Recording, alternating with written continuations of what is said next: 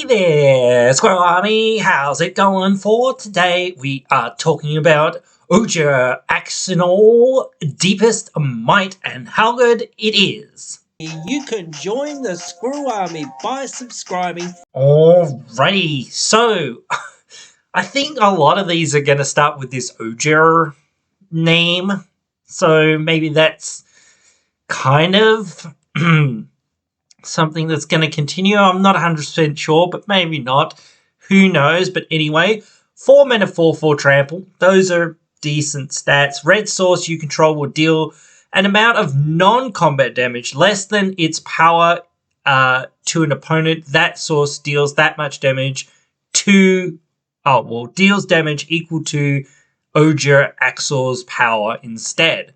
And then, of course, we can flip it over when it dies into a land that basically taps for red manas, and we can transform it back, but only if we've dealt 4 or more non-combat damage this turn, only as a sorcery. But that's alright. Still, it's another good god. Like, I think, obviously, like, the damage thing that you want to do with this, like 1 damage is the best damage that you can do, which sounds really weird because 1 damage turns into 4 damage, which is quadrupling the damage effectively. Whereas, like, if you do 2 damage, then you're just doubling it, which is still really good, but still, like, if you do 3 damage, then you're only getting +1, which is still pretty darn good, but obviously you want to be doing that 1 damage of non-combat damage so you can quadruple your damage effectively.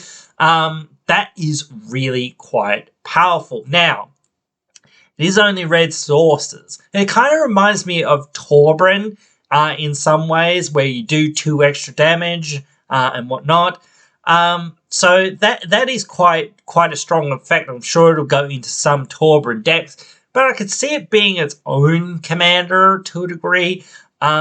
Though I'm not a huge person on monocolor decks, but of course this is doing a fairly powerful thing, and red tends to do this kind of like shenanigans of like very easily able to sort of kill people out of nowhere with their Perfrosts and their impact tremors and things like that. So there's a lot of stuff that you could obviously put into this in a mono red deck, and honestly there's not much point in putting it in many 2-color decks unless you're very heavy red or you're relying on red removal.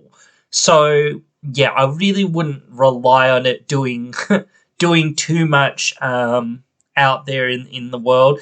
But suddenly, like, it does turn certain spells that aren't very like amazing into pretty good. There's that MDFC, I can't remember its name, but it pings something for 1 damage, and it's also a land on the other side.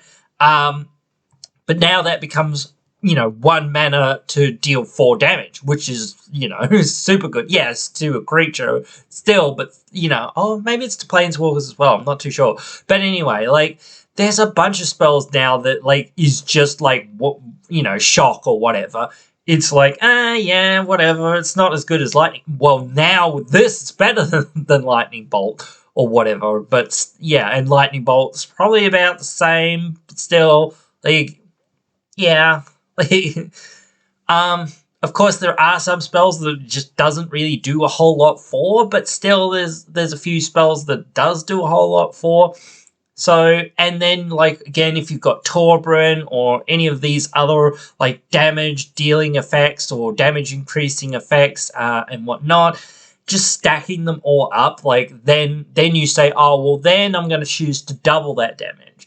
And, like, or whatever. Or, like, you can say, oh, well, I'm going to do double the damage, and then say, well, both of those damages are going to be increased, like, to 4. Like, so you can do 1 damage, and then you can double it to 2, which really doesn't work, like, then get it to 4. Like, that doesn't work. So I would say, like, if you go, I get to 4, and then I'm going to double it, then you get to 8. So that's like really big jump, or triple damage.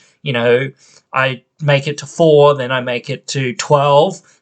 That's just like boom, especially for like a 1 mana, whatever, deal 4 damage or whatever.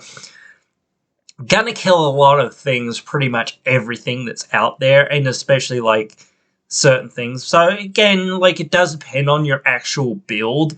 Some of those like lava coil type spells might not seem like they're that amazing. Because they still deal 4 damage or 3 damage or whatever they do. So you're just increasing it by 1 or by none, effectively, but still, like, if you have some of those other damage dibblers or Torbrun or whatever, damage doublers, etc., then yeah, sure, they'll be off that, but you've got to have them as well. There's not that many red tutors, so I kind of feel like you'd have to be like kind of lucky, or you'd have to have a high density of a lot of those kind of things, and there are a few of them out there, so you perhaps could do that. So yeah, there's a lot of potential for this. I don't really see it seeing play in many other decks, like in non-red decks or non-red heavy decks, sort of said, because it's only red sources.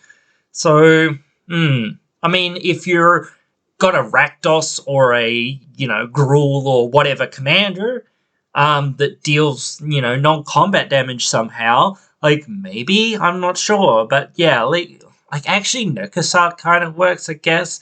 So, yeah, that would be a way to kind of make Nekasar even better, I guess, to a degree. But yeah, there's lots of little ones that you could think of that are out there that would work for, but there's not a huge amount. Like, so yeah, but that's the way I have looked at it so far. You guys can always let me know your thoughts, writing them down there in the comments below.